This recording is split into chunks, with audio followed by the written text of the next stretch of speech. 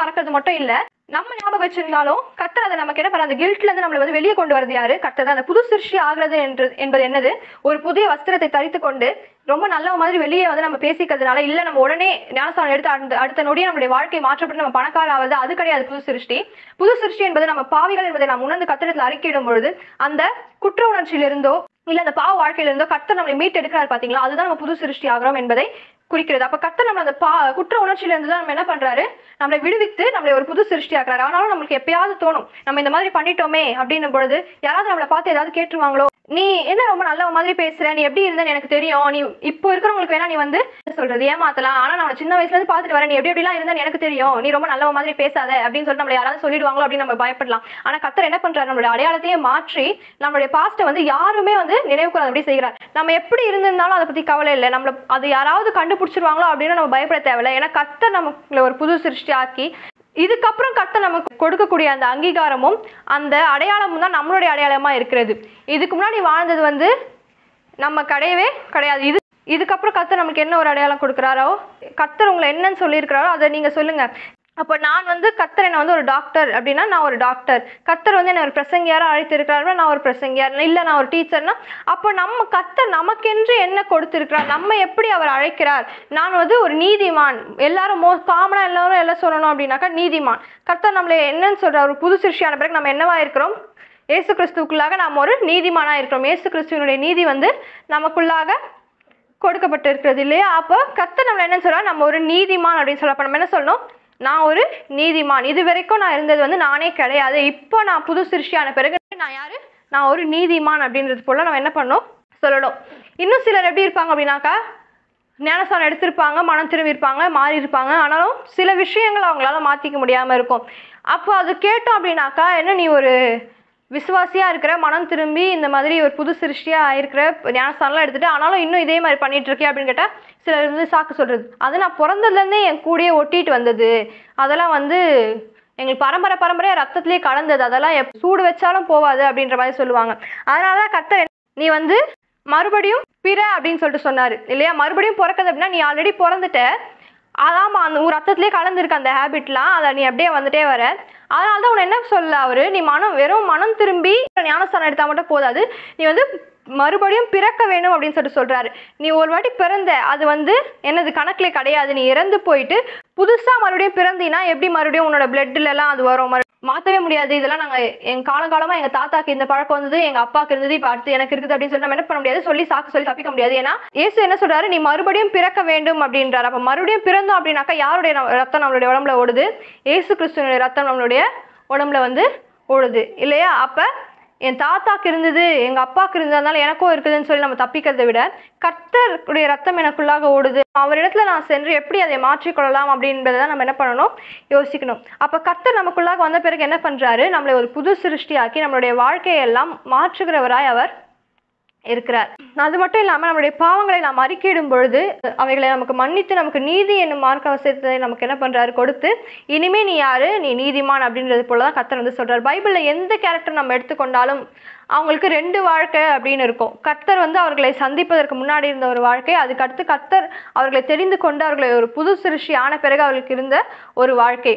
பேதுருவே எடுத்துக்கோங்களேன், பேதுரு அதுக்கு முன்னாடி ஒரு மீன் பிடிக்கிறவனா இருந்தான், அதுக்கடுத்து தேவன் அவனை தெரிந்து கொண்ட பிறகும் கர்த்தர் சிலுவையில் அறையப்பட போகிறார் அப்படின்னும் பொழுது கர்த்தர் சொன்ன மாதிரி அவன் என்ன பண்றான், கர்த்தர் யாருனே தெரியாது அப்படின்னு சொல்லிட்டு கர்த்தரை வந்து மறுதளிச்சிடுறான். அதுக்கப்புறமா அவர் மறுபடியும் வந்து அவனை பார்க்கும் பொழுது அவன் வந்து கர்த்தரை வந்து நம்ம வந்து மறுதளிச்சிட்டோமே அப்படின்னு சொல்லிட்டு அவன் ஃபீல் பண்றான். கர்த்தர் அவனுக்கு மறுபடியும் அவனை வந்து ஒரு புது சிருஷ்டியாக்கி நீ என்னுடைய ஆடுகளை மெய்ப்பாயாக அப்படின்னு சொல்லிட்டு அவனுக்கு ஒரு புது அடையாளத்தை கொடுக்குறாரு. அவனை வந்து ஒரு பெரிய பிரசங்கியாரா ஆக்குறாரு இல்லையா பேதுருவை. அதுக்கப்புறம் பேதுரு வந்து இயேசு கிறிஸ்துக்கு சாட்சியா மரித்தான் இல்லையா. இப்போ நம்ம பேதுரு யாருங்கிறது நம்ம என்ன சொல்லுவோம், அவன் ஒரு துரோகி அப்படின்னு நான் சொல்லுவோம், அவன் வந்து இயேசுவை மறுதளித்த ஒருத்தன் அப்படின்னு நான் சொல்லுவோம். நிச்சயமா என்ன சொல்லுவோம், அவர் வந்து இயேசு கிறிஸ்துவனுடைய ஒரு சீஷன், அவர் வந்து பெரிய பிரசங்கியார், அவர் அநேக இடங்களுக்கு போய் பிரசங்கம் பண்ணவர் அப்படின்ற போல சொல்லுவோம். சரி, பவுல் எடுத்துக்கோங்க. பவுல் என்ன பண்ணாரு, கிறிஸ்தவர்கள் எல்லாம் என்ன பண்ணாரு, கொலை செஞ்சு போட்டார்.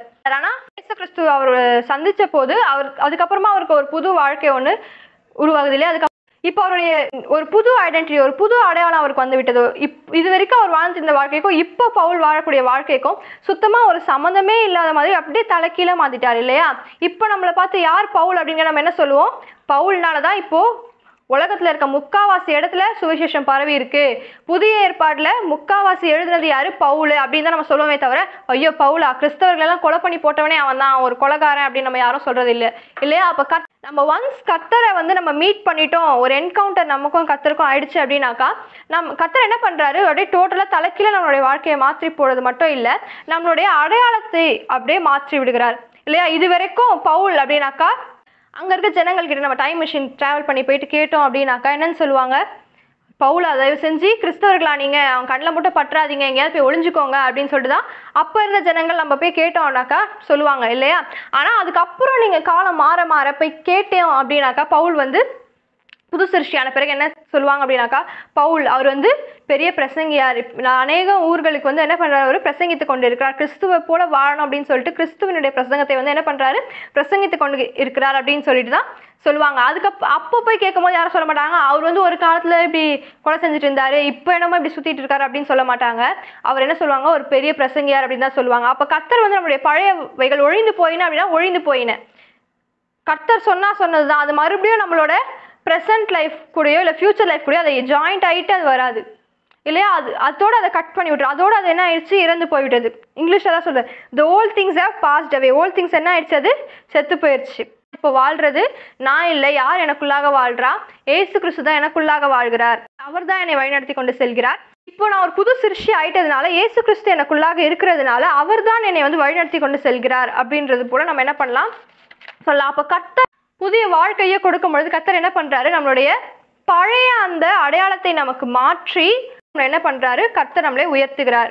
அப்ப அததான் பவுல் வந்து இங்க சுருக்கி சொல்றாரு, இப்படி இருக்க ஒருவன் கிறிஸ்துவுக்குள் இருந்தால் புது சிருஷ்டியா இருக்கிறான், பழையவைகள் ஒழிந்து போயின, எல்லாம் புதிதாயின. அப்ப கிறிஸ்துவை ஏற்றுக்கொண்ட அனைவரும் இன்றைக்கு நம்ம எப்படி இருக்கணும் அப்படின்னாக்கா, வெறும் எனக்கு கிறிஸ்துவ தெரியும், நான் ஞானஸ்தானம் எடுத்துட்டேன், நான் தினமும் வேதம் வாசிக்கிறேன், நான் வந்து வாரம் வாரம் சபைக்கு போறேன் அப்படின்றதுனால நம்ம என்ன பண்ண மாட்டோம்? கிறிஸ்துவுக்குள்ளாக ஒரு புது சிருஷ்டி ஆயிட மாட்டோம்.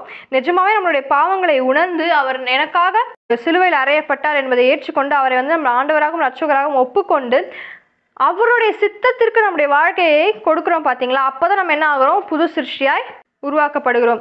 இத்தனை காலம் எனக்கு வந்து என் இஷ்டப்படி வாழ்ந்தேன், என் சித்தத்தின்படி வாழ்ந்தேன், இதுக்கப்புறமும் நான் என் சித்தத்தின்படி தான் வாழ்வேன், எனக்கு பிடிச்சதுதான் நான் செய்வேன் அப்படின்னாக்கா நம்ம ஒரு புது சிருஷ்டியா ஆகவே இல்லை அப்படின்றது அர்த்தம். புது சிருஷ்டி என்பது என்னது? கர்த்தருடைய சித்தத்தை அறிந்து கொண்டு கர்த்தருடைய சித்தத்திற்கு நம்முடைய வாழ்க்கையை ஒப்படைப்பது தான் என்னது? புது சிருஷ்டி ஆகிறது என்பது அர்த்தம். நம்ம பண்ணோம் இல்லையா, தேவனே நீ தருகிறேன். அப்போ நம்ம புது சிருஷ்டி ஆகிட்டோம் அப்படின்னாக்கா நம்ம என்ன பண்ணணும்? நம்மளையே நம்ம வந்து தேவனுக்கு கொடுத்துடணும். ஏசு கிறிஸ்து என்ன கேட்டார்? உன்னுடைய இருதயத்தை எனக்கு தா அப்படின்னு சொல்லி தான் கேட்டார். நம்ம கிட்ட அவர் வந்து எந்த விதமான பெரிய விஷயத்தையும் அவர் வந்து நம்ம கேட்கல, நம்ம கிட்ட இருக்கிற அந்த இருதயத்தை தான் தேவன் வந்து கேட்கிறார். அப்ப நம்ம அந்த இருதயத்தை கொடுத்த முடியும்னாக்கா கர்த்தர் நமக்கு ஒரு புது அடையாளத்தை கொடுத்து நம்மளை உயர்த்த வல்லவராக இருக்கிறார். இன்றைக்கு நீங்க நம்புறீங்களா? கர்த்தர் உங்களுக்கு ஒரு புதிய வாழ்க்கையை வைத்திருக்கிறார், புதிய அடையாளத்தை அவர் கொடுப்பார் என்பதை நம்புகிறீர்களா? உங்களுடைய பழைய வாழ்க்கை வந்து ஒழிந்து போயிடும், அதை அவர் மட்டும் மறக்கிறது இல்லை, நம்மளை சுற்றி இருக்கிறவங்க எல்லாரும் மறக்கும்படியான ஒரு புதிய வாழ்க்கையை தான் அவர் நமக்கு வந்து வைத்திருக்கிறார். அப்பேற்பட்ட வாழ்க்கையை தான் நமக்கு என்ன பண்ணுவார்? நிச்சயமாய் கொடுக்கவும் செய்வார். ஒருவேளை நீங்கள் வந்து நிறைய வாட்டி பாவத்தில் விழுந்து நிறைய வாட்டி கர்த்தரிடத்தில் மனம் திரும்பி நிறைய வாட்டி புது சிருஷ்டியாக இருக்கலாம், பரவாயில்ல. எத்தனை வாட்டி நம்ம விழுந்து விழுந்து ஏஞ்சாலும் கர்த்தர் நமக்கு வந்து எத்தனை வாட்டி வேணாலும் உனக்கு ஒரு புதிய வாழ்க்கையை கொடுக்குறேன் அப்படின்னு சொல்கிறதுக்கு தயாராக இருக்கா. பரவாயில்ல, நான் 100 வாட்டி தப்பு பண்ணிட்டு 100 வாட்டியும் நான் மறுபடியும் திரும்பி தான் வரேன், என்ன பண்ணுறது, என்னால் முடியல அப்படின்னு பரவாயில்ல. 100வது வாட்டியும் கர்த்தர் நமக்கு என்ன பண்ணுறாரு? அந்த புதிய வாழ்க்கையை அவர் கொடுக்குறார் இல்லையா? 100வது வாட்டி நம்ம போகும்போது கர்த்தர் என்ன சொல்றது கிடையாது, 99 வாட்டி நான் உனக்கு வந்து புதிய வாழ்க்கையை கொடுத்துட்டேன், நீ அப்போலாம் ஒன்றும் பண்ணலை, இப்போவா புதுசாக ஏதாவது மாற்றிக்க போகிற, இப்போவா நீ கிறிஸ்துவுக்காக வாழ போகிற அப்படின்னு சொல்லிட்டு நம்ம 100வது வாட்டி நமக்கு முகத்தை மறைப்பது கிடையாது. நம்ம 100 வாட்டி 1000 வாட்டி நம்ம போய் கர்த்தரிடத்தில் போய் நின்றாலும் நம்ம பாவம் செஞ்சிட்டோம் அப்படின்னு சொல்லிட்டு கர்த்தர் அப்பொழுதும் நமக்கு 100வதா ஒரு புதிய வாழ்க்கை, 1000வதா ஒரு புதிய வாழ்க்கையை நம்ம கர்த்தர் கொடுக்க வல்லவராக இருக்கிறார். அந்த அன்பை நம்ம உணர்ந்து கொண்டோம் அப்படின்னாக்கா அது 100 வரைக்கும் போவாது. கர்த்தர் நம்ம இந்த அளவுக்கு அன்பு கூர்ந்து இத்தனை வாட்டியும் நமக்கு அந்த ஒரு புதிய வாழ்க்கையை ஆஃபர் பண்ணும்போது நம்ம நிச்சயமாலுமே அவருடைய அன்பையும் அவருடைய இரக்கத்தையும் உணர்ந்தவர்களாக இருந்தால் அந்த எண்ணிக்கை வந்து 100, 1000 அப்படின்ற அந்த ஒரு எண்ணிக்கையை போகுது. ஆனால் நிச்சயமாக 100, 1000 வாட்டி நம்ம போய் திரும்ப நின்னாலும் அவர் இடத்துல அவர் அத்தனை வாட்டி நமக்கு புதிய வாழ்க்கையை கொடுக்க வல்லவராக இருக்கிறார். ஆனால் நம்ம அதை உணர்ந்தவர்களாக இருந்தோம் அப்படின்னாக்கா அந்த 100 வாட்டி அந்த 1000 வாட்டின்றது அத்தனை வாட்டி அது போகாது. நம்ம நிச்சயமாக என்ன பண்ணுவோம், ஆனால் முடிஞ்ச அளவுக்கு அவருக்கு உண்மையும் உத்தமமாய் வாழ பார்ப்போம். ஏன்னா அவருடைய அன்பும் இரக்கமும் அவ்வளவு பெரியதாக இருக்கிறது இல்லையா? பவுல் தானே சொல்கிறாரு, என்னை அன்பு கூறுகிற கிறிஸ்துவினால தான் நான் இப்போ வந்து பிழைத்திருக்கிறேன். அவர் மட்டும் என்னை அன்பு கூறல அப்படின்னாக்கா இறந்து போனவனாக தான் இருந்திருப்பேன். இப்போ அவர் என்னை அன்பு கூர்ந்து எனக்கு ஒரு புதிய வாழ்க்கையை கொடுத்ததுனால தான் இப்போ யார் மூலயமா நான் வாழ்கிறேன், இயேசு கிறிஸ்துவ மூலயமா வாழ்கிறேன். உலகத்துலலாம் சொல்லுவாங்க இல்லையா, இப்போ இருக்கிற உயிரே வந்து இவங்க போட்ட பிச்சை தான் அப்படின்னு சொல்லி. யாராவது ஒருத்தவங்க அவங்க உயிர் போகிற நேரத்தில் அவங்களுக்கு உயிர் கொடுத்தாங்க, ஏதோ ஒரு பிளட் டொனேட் பண்ணியோ இல்லை ஏதோ ஒரு ஆர்கன் டொனேட் பண்ணியோ அவங்களுக்கு உயிர் கொடுத்தாங்க அப்படின்னாக்கா இப்போ நான் உயிரோடு இருக்கிறதுக்கு காரணமே இவங்க தான், இவங்க மட்டும் இல்லைன்னா நான் செத்து போயிருப்பேன் அப்படின்வாங்களே. அது போல் நமக்கு உயிர் பிச்சை கொடுத்தது யார்? இயேசு கிறிஸ்து. இது வரைக்கும் நம்ம வாழ்ந்துட்டு இந்த வாழ்க்கையிலேருந்து நம்ம என்ன பண்ணுறோம், மறிக்கிறோம். நம்ம மறித்ததுலேருந்து நம்மளை உயிர்ப்பிக்கிறவர் யார்? இயேசு கிறிஸ்து. அவர் மட்டும் நமக்குள்ளாக வந்து நமக்கு ஒரு புதிய வாழ்க்கை நமக்கு கொடுக்கல அப்படின்னாக்கா, அவர் நமக்குள்ளாக வந்து ஜீவிக்கல அப்படின்னாக்கா நம்ம என்ன பண்ணியிருப்போம், இறந்து போயிருப்போம். அவர் நமக்குள்ளாக வந்து நமக்கு நம்மளுடைய வாழ்நாளை நிச்சயம் என்ன பண்ணியிருப்பாரு, நீடித்து தான் கொடுத்துருக்காரு. அப்போ நமக்கு உயிர் பிச்சை போட்டது யார்?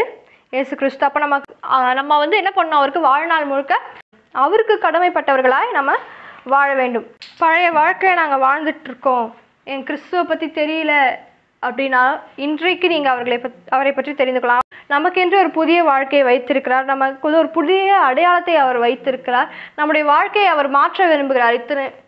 இது வரைக்கும் நம்ம வாழ்ந்த வாழ்க்கை நமக்குரியதல்ல, இதுக்கப்புறம் கர்த்தர் நமக்கென்று வைத்திருக்கிற வாழ்க்கை தான் நமக்குரிய வாழ்க்கை. அதை நம்ம தெரிந்து கொண்டு எப்போ நம்ம அதை சுதந்திரித்துக் கொள்கிறோமோ அப்போ கர்த்தர் நமக்கு ஒரு புதிய அடையாளத்தை கொடுத்து நம்மளுடைய வாழ்க்கையை மாற்றுறது மட்டும் இல்லாமல் நமக்கு ஒரு பெரிய உயர்வை கர்த்தர் நமக்கு என்ன பண்ணுறார், நிச்சயமாய் கொடுக்குறார். அந்த உயர்வு வந்த பிறகு நம்மளுடைய பழைய வாழ்க்கையெல்லாம் யாருடைய கண்ணுக்கும் தெரியாது இல்லையா? கர்த்தர் அப்பேற்பட்ட ஒரு உயர்வை தருகிறவராய் இருக்கிறார்.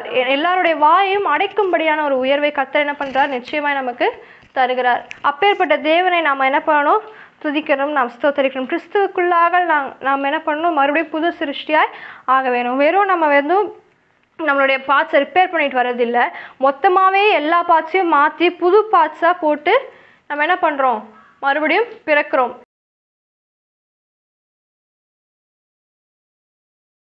Thank you.